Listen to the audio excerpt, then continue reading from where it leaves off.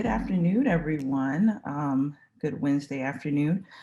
We are here to discuss a couple of things. We want to review the clinical trends, discuss through some of the clinical advances and research that has come out in the past month and really the past 2 months, and just discuss some insights that we have seen in some of the research around healthcare disparities. And following that, we'll go into open discussion. So I want to start by just really level setting and looking at the state of the state. This is from Johns Hopkins Coronavirus Resource Center. And as you all may be aware, we're at 16.7 million cases throughout the world. If you advance to the next slide, you'll see that for the US, we're really at 4.3 plus million cases throughout our country. That brings our death total to over 149,000, which is really 23% of all the deaths we see globally. So, you know, we're still in the thick of it, as I think we all are aware. And if you are here sitting with me in Florida, you go to the next slide, you'll see that Florida has, over these past 4 weeks, had a dramatic shift in the numbers of positive cases. We're going to get into some of the trends that we're seeing here and positivity rates and those discussions. But, you know, just in looking back, when I look back through these journal clubs and seeing that number, how it has escalated since the end of June to now, you know, it really makes us have to take a pause and reflect on where we're at in this state. So as many of you are aware, we started doing testing and things in the state of Florida.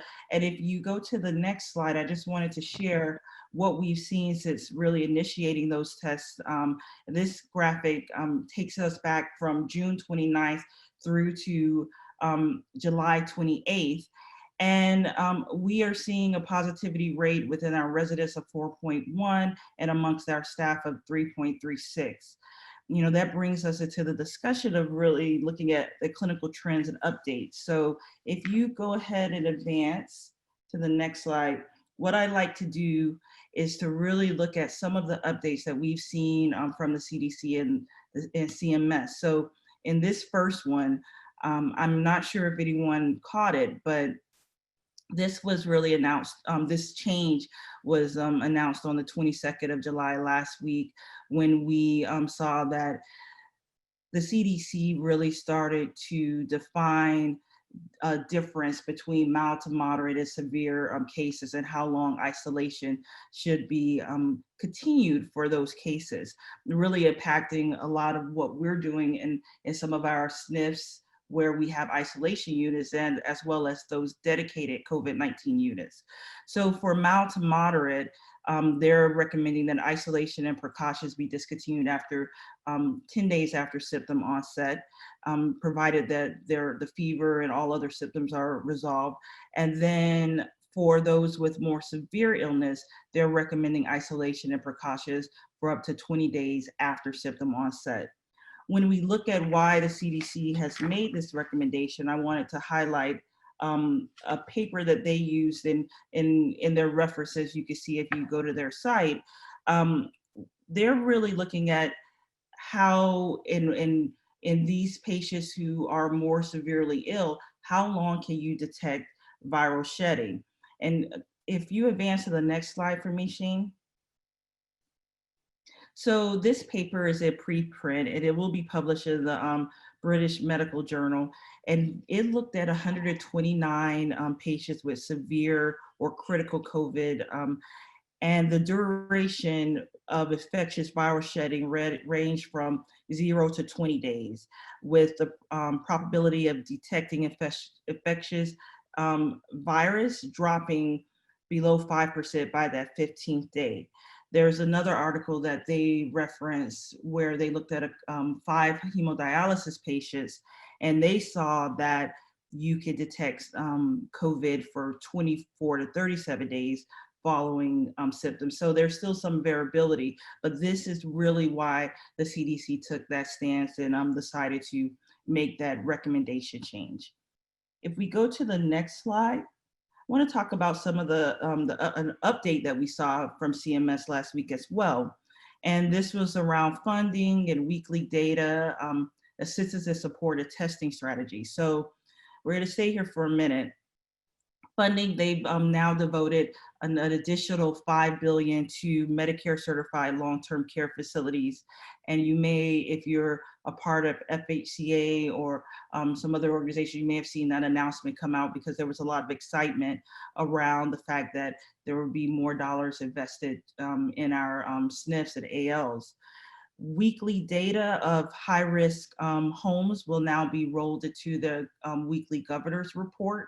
So there's going to be, in an effort to make everyone more aware, more transparency, that data is going to be rolled up into the governor's report that is delivered every week. And then there's also a task strike force that has been deployed to multiple facilities, 18 facilities across 6 states, Florida being one of them. Also saw that there was deployment in Illinois, Louisiana, Ohio, Pennsylvania, and Texas. So across those 6 states, 18 nursing facilities had these task force come in and provide on-site technical assistance for education, telehealth, and other support that they may need. And then the final thing I want to talk about, the thing that caught a lot of our attention, is the testing strategy. So what CMS recommended is that for any facility who's in a state that has a 5% or higher positivity rate, that they need to test their staff on a weekly basis. So in Florida, as many of you are aware, we had the ruling that came out on, I believe, the 18th of June that said we needed to have all SNF and AL staff members tested every 2 weeks. But if your state, according to CMS now, is at a 5% or greater positivity rate, they're recommending weekly, it actually requiring, it's not a recommendation, requiring weekly testing. So if you advance, that gets us into a really interesting spot, because as you can see from this graphic, and if you're having trouble, you will definitely make sure it's in the handout that we send out for this session. 34 states have higher than recommended positivity. This was updated on the 27th of July. I checked it again this morning and it still remains the same. Florida, if you look, is all the way at the end of those orange bars, with only Arizona and Mississippi being higher. At this moment in time, Florida's positivity rate is ranging around 19%. So the World Health Organization is recommending that for any state with any state or country whose positivity rate is greater than 5%, they should not be open. Opening guidelines are really, for the World Health Organization, are for 5% or lower, and we'll talk about that in a few more moments. But I just want to point out, 34 states are higher than that recommended positivity. So in those 34 states, it is recommended that it is required that they have weekly testing for their SNFs and ALs. If you go to the next slide, this is a snapshot of Florida. And if you are on from another state, this is out of the Johns Hopkins Resource Center as well for COVID. And you could go and pull this data for any of for any state and as well as country. And this was dated on the 27th as well. So at that point, we saw that we had a decline in new cases, a decline in daily tests here in Florida, but the positivity rate remained elevated. I looked again for this morning and we're still averaging out at 19%. If you go to the next slide, this really depicts where we are in comparison to some other countries. And I know there's been a lot of news about how much we're testing, and the fact that we as a nation are doing a lot of tests. What the World Health Organization is stating that um, countries who have high positivity rate are probably only testing their sickest people. So, what makes me feel better is that the United States is at 6.60% when we're looking at this positivity rate depiction. I think that the issue is that for most of our states, as previously shown, we are too high to have reopened, and we did reopen, and that may explain a lot of the surging numbers that we're seeing, as well as the fact that in some countries who have had lower testing rates per capita, they implemented social distancing and masking and other things a lot more effectively. So even though they may not be doing the same number of tests, their positivity rate is still lower because they have less disease prevalence. So I keep getting asked that question because it has hit the media so hard about, well, if we're doing more tests, is that the reason why we're finding more cases? The answer is no, it's really disease prevalence. So just in case any of your families or someone else, patients or anyone is asking that question, I think I was really surprised when I got it, because I just thought that there was a different level of understanding. So the cases that we're seeing, the positivity rate, it means that we're still finding those, we still have a high rate of infection in the community. You could go to the next slide for me. And this, you get multiple views of this. This is also out of Johns Hopkins, and it shows us where we sit, deaths per 100,000 individuals. We're not the highest, which is good, even though we still, as I said, make up 23% of deaths globally. We are not as high as the United Kingdom, Peru, and Chile. So, there is a lot of information coming out. This is one of those sites that you could get almost any question answered if you're looking for something regarding around testing, mortality, all that information. So I highly recommend utilizing that. And going forward, I want to touch upon some clinical advances and research. So if we go to the next slide, there was some interesting articles around wastewater testing that I've seen in the media. Scientific articles, I haven't seen as much, but in a discussion I had with Andrea Moser, who is one of the leading long-term care physicians in Canada, who's very active with AMDA, she was stating that in Canada, they've begun doing wastewater testing. And what that really means is that, it speaks for itself. It's just a way to surveil the wastewater to see if there's any virus in those fecal samples. We have seen this done in a lot of other countries around the norovirus and other viruses.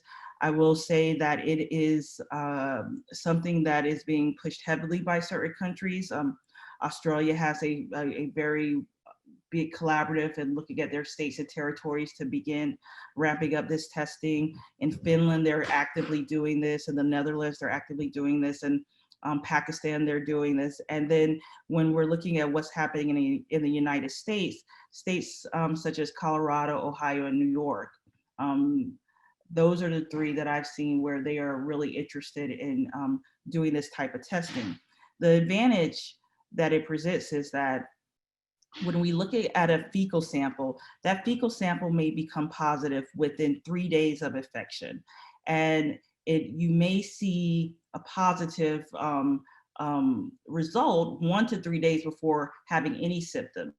So the logic is that we may be able to detect virus and detect where these hotspots are a week or two before there's an outbreak. So I think there are a lot of nursing facility chains who are interested in this. I don't know what it would take yet to operationalize this nationally, but they're, you know, Colorado, as I said, they're really looking into this, and Ohio's EPA is looking at this very closely. So more to come on that as we start seeing some results.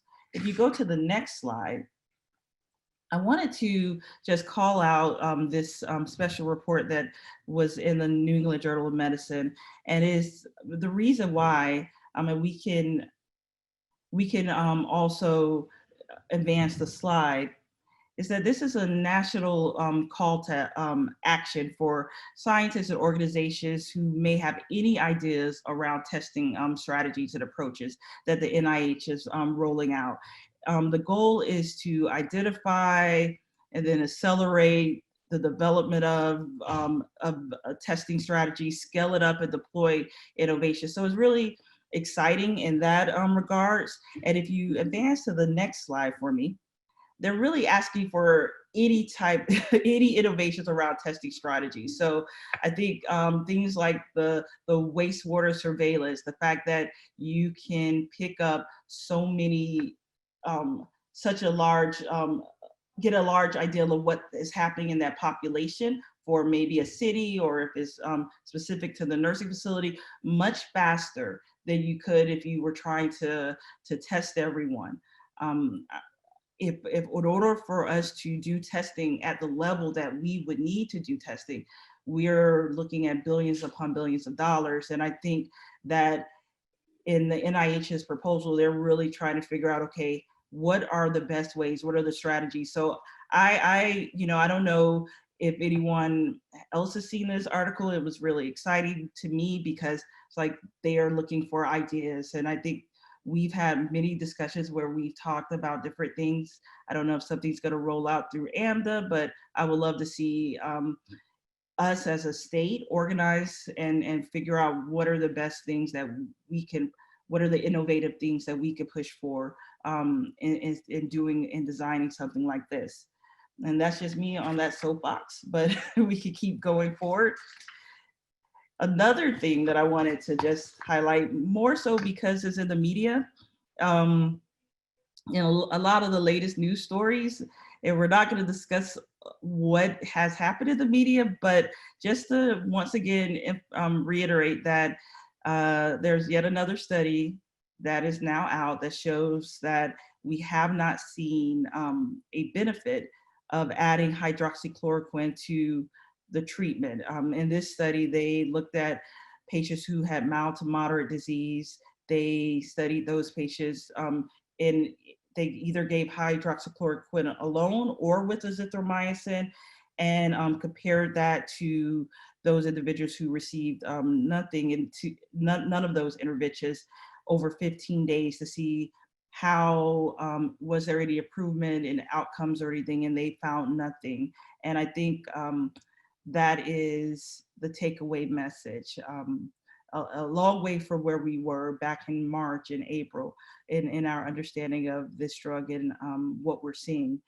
So I believe, once again, we're there. We haven't seen any reason to utilize this medication. And I just want to make sure we're all aware of that literature. If we go to the next study that I want to highlight, because this is dexamethasone in hospitalized patients, and this is a preliminary report. So I would really advise you to look out for it, because I know there's already editorials about the Recovery Collaborative group and this study. There's always a lot of interest in this. The purpose of this study was to see how steroids may modulate the inflammation-mediated lung injury, and if it would reduce the progression of to respiratory failure or the progression of death. So if you go to the next slide for me, they looked at a really great sample size, over 6,000, and 2,014 patients were randomized to dexamethasone, and 4,321 received usual care. They found that with dexamethasone, there was a lower mortality rate over the 28 days in those who received dexamethasone with invasive mechanical ventilation or oxygen. The only time we did not see that those findings were for that group who represented in panel D, who did not receive oxygen. So it is really interesting. I think that, like I said, these are preliminary findings, so the study is still going on. And so we're really looking to get more information out of that. Another advancement, if you proceed to the next slide, and I know we're moving through these, I'm hoping we'll have time, a lot of time for discussion. We have we're always looking around and looking for information about vaccines and where we're at. And this hit the media circus on July 14th when it was published, this preliminary report. It really is looking at the phase 1 of this vaccination study. So there are 45 adults who were included, age range 18 to 55, and they were randomized to 3 groups, 15 participants per group. And what they found is that each group received 2 doses, that after the first dose there was antibodies created, and after second dose even more antibodies created, and that the antibody response was induced in all participants at all doses of the vaccination. So very exciting that we saw that, but we then started seeing, as we should, the conversation around immunity resurface, and how long does immunity last, and should we really be thinking about that, and what do we need to think about in regards to how to create a vaccination. And one of the letters to the editor that I really appreciated, if you advance to the next slide, was in looking at the rapid decay of the antibodies in a person with mild COVID-19. And in this study, they looked at they had 34 participants, and they were analyzed and tested to see from day the initial day to 18 days later to I believe 37 days later, what were their levels of antibodies. And it was really interesting, and this graphic demonstrates that we didn't see any uniformity. So there is no, this study doesn't suggest that we will definitely have a positive antibody response that lasts following exposure and illness to COVID-19. So it really makes us, I think, understand that we have a lot more research to go. I have people, and I know there are a lot of people who are very excited, like, oh, we're gonna have a vaccine by the end of the year, but we really have to just be honest with our patients. And I think all of my family members is when I've stated that there's a lot more research that we need to do in addressing a vaccination. So wanted to just bring that up. And if we move to the next slide, something that I think if you follow the NIH blogs, that was really exciting that came out yesterday was immune T cells and how they may offer lasting protection against COVID-19. And this really was addressing the fact that when we looked at SARS and MERS, we found that there was memory T cells that had stuck around for many years following the exposure for some of those patients who had that infection. So in the study that is being published in Nature, which if you advance to the next slide for me, this study they looked at 36 individuals who had recently recovered from COVID with mild to severe degrees of infection. And what they found is that all of those individuals had produced T cells that recognized multiple parts of COVID-19. So it is to be published. It has been accelerated. And I think there is the publication is out. So we'll make sure you get this article, which is still a preview, but it created a lot of excitement, I would say. And I think I've read a couple of articles in the media, not so much in journals like New England Journal of Medicine or JAMA, but they're out there where they're discussing T-cell immunity. So, and the last thing that I wanted to cover with you is really some insights that we're gaining around healthcare disparities.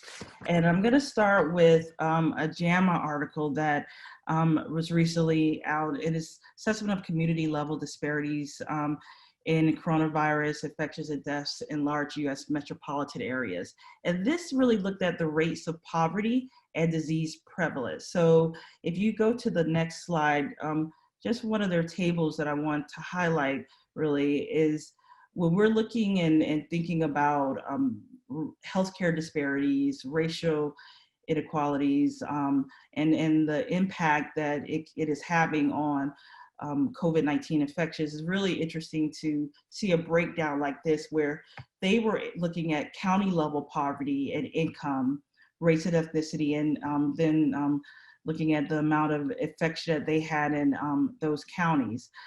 The first county that they highlighted were counties in Atlanta, and it really just goes through and looks at that level of income and those things. And I think it showed what we would expect to see, is that more the counties that had more poverty, the counties that were non-white, had higher infection rates. Those rates were at times, in looking at this and what they compared, 8 times greater than the counties that were more affluent and had higher populations of white people. So it is an interesting study. There are so many now that are coming out of JAMA where we're seeing cases that in certain areas where higher percentages of one ethnic group is being affected over I would say the white population in that area. One study from, I think that's coming out of Baltimore, showed that the people who were of Hispanic ethnicity had 40% higher rates of infection. So there are some interesting things. Could it bring everything? Because we would never get to a point where we can actually sit and talk. But just some things that we need to keep our eye on. And one that I did want to bring forth was a study that was published in the Journal of American Geriatric Society last month. And that is COVID-19 infections and deaths among Connecticut nursing home residents, and looking at where the correlations are. Their hypothesis was around the nursing staffing and the quality ratings, and those facilities who may have higher quality ratings and better nursing staffing models would fare better in their infection rates and in the mortality rates versus those facilities who did not. And they also looked at those facilities that may have higher numbers of Medicaid residents, as well as higher ethnicity groups. So in looking at that, they did find that the facility who had a better RN staffing and higher quality ratings had better control and a better handle on COVID-19 infections. They also found that those facilities who were suffering or not doing as well had higher numbers of racial and ethnic minorities in their populations, and were predominantly Medicaid facilities. So I don't think it surprises anyone. I think that it may make us think about how we need to ask the next question, and where we need to think about, in just talking about disparities for a moment. If you have asked the next slide for me, what we see is, when we're thinking about healthcare disparities, that is just one piece of that puzzle that goes into making a health outcome, seeing health outcomes. So behavior, clinical care, policy, all of it is important. And there was a slide depicted by the New England Journal of Medicine that I wanted to share with you, if you advance to the next slide. Because I think what the challenge is that when you think of the social determinants of health, you really have to look at it a little bit broadly, because it's impacting every piece of the puzzle. So I challenge myself to just look through some of the data that we are getting out of Florida and look by zip codes, and you can almost predict which facilities are going to have the higher number of residents being transferred out. And unfortunately, just by zip code, and it is something that I think has been highlighted in the news media, but we continue to need to have that discussion amongst ourselves about how are we looking at this and the impact of social determinants of health on our nursing facilities in our communities. And I think to end with, just to give us a bigger, broader view, I wanted to highlight this paper that was in the New England Journal of Medicine as well. It is looking at the implications for the healthcare system. And if you haven't had a chance to read it, just as every article that we rolled through will be put on in our library, this one definitely will be, because this article really addresses the fact that every part of healthcare has been touched, as we are aware, but it actually discusses the impact to the provider and the fact that there has been a loss of revenue, changes in practice habits had to happen because of the way we need to protect ourselves, and just the whole process of donning and doffing PPE. I don't know how long what impact that is having on the day when you're rounding in a facility, but that and the impact to the outpatient settings, as many providers are independent, what is that having on their revenue? It also addresses disparities. It addresses insurance and the way we are covering people. It looks at things from a really, I feel, a 360-degree view, and really brings to light some of the challenges that we're going to have to face and address as we try to rebuild while we're currently still in the midst of this pandemic. And with that, I'm going to bring it to open discussion, because I know we had some questions already in chats. So I want to make sure we address any other thoughts and questions around this topic, these topics.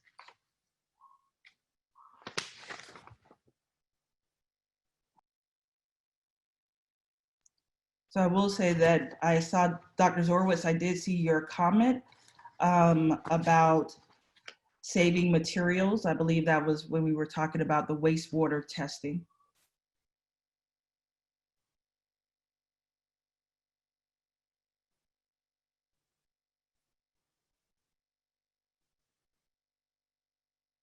Are there any questions or comments for the discussion?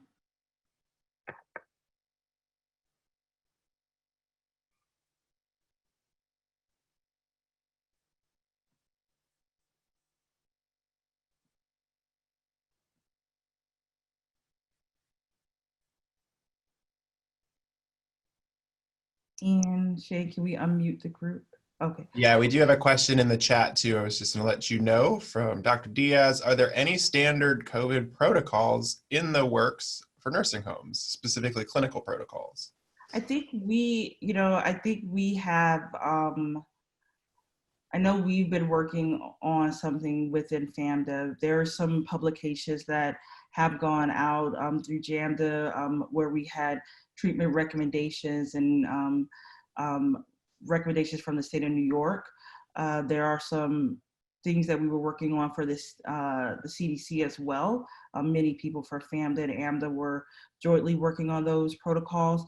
The challenge is that there has been a lot of movement. So if we're asking about basic best care recommendations, I think those things can be provided. It is really challenging though when a lot of the information is being updated so much more quickly than we can write. I don't know if anyone else has any recommendations or discussions.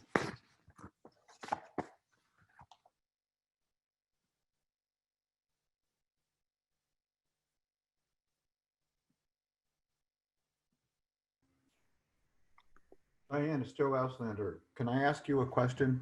Yes. I've read the new CDC guidance twice on transfer of patients, and I'm still not exactly sure. The new guidance, it seems to focus on people who have had a positive viral test or COVID-19 disease, and not on people who have been negative. Yes. Is that your interpretation? I mean, I, to me, I still think people who have been negative should have 2 negative tests within, you know, as it has been before, 2 negative tests within 24 hours apart, within 48 hours of being transferred. But I'm getting like mixed messages about that. What do you think about that? Yeah, I think it's really the CDC's the language that they used is really about people who had been who had tested positive. I think there is room for interpretation for those who had not. I'm a little worried about what would happen because we've been going under the assumption for those who are in isolation who may have not yet been tested that somewhere between 10 to 14 days they can come out. And so I'll do some more research to see if there's anything else, but from everything that I've looked at, my interpretation is the same as yours. We do have another question. Diane, could I just say one other thing about that? If you look on the CDC website, there's some, and go a little deeper, there's some very good explanation of why they changed it, and the rationale based on the duration of shedding replication competent virus. So yeah, for those people, so I think that is sound, but for people who haven't had the virus or the disease, I don't think that's the right approach. Yeah, I would definitely recommend going to their site and looking at their references. A lot of those articles are in either preprint or have not yet made it to the publication, but they were able to gather a lot of data from different countries and really looking at, okay, what are we doing? The hemodialysis article I mentioned is out of Japan. They looked at 5 hemodialysis patients, but there are some other articles where they looked at hundreds of people, and I think they made a really good recommendation. And when they changed it, I think that we just have to be mindful because we know that the limitations that we may have had at certain facilities across the country, some places where we're not able to still get testing in those facilities the way we would like.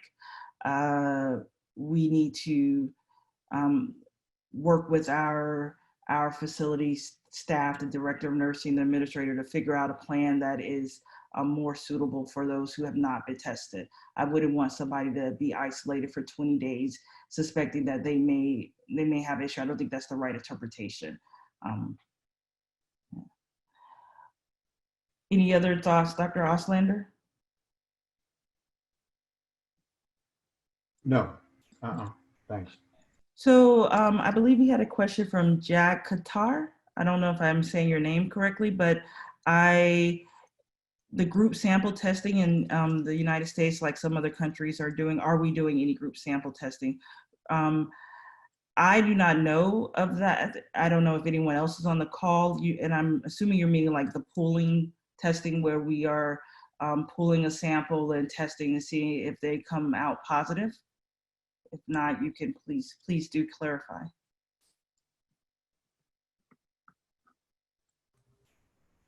Sanders, yes, that is correct. Where they pulled the sampling from several individuals, that is correct. Yeah, I've read about it, but I haven't seen it as something that we're actively doing anywhere. So if there are any organizations or anyone representing maybe a nursing home chain where they're doing that, or an area in the country where they're doing that, please speak up. Yeah, I know it is something that the NIH is interested in doing, and they put that in their paper that they published through the New England Journal of Medicine and in their blog, that they're really interested in understanding and figuring out a way to do the pooling of the population. I think it would be cost saving as well as beneficial to figure out where to deploy resources. So I know there's a lot of interest.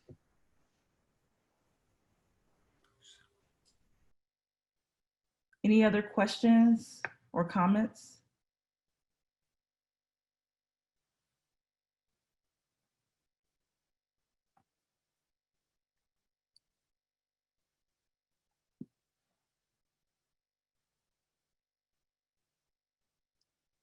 Well, if you have any questions, please feel free to email me. If you have any other thoughts, any comments, if you want to work on something with us, I think that would be great. Oh, Dr. Edwards, you did have a question or a comment. I think that would be great if we could share our protocols. Yes. So Dr. Edwards typed in the chat that if we all share our protocols, we can have a team look them over and make a unifying protocol. I think that would be beneficial. As I stated earlier, we have to be mindful of all the changes and the updates. I think if we want to do something like that, we could do it. We could take the approach that maybe the New York authors of that paper did. I think it would be great.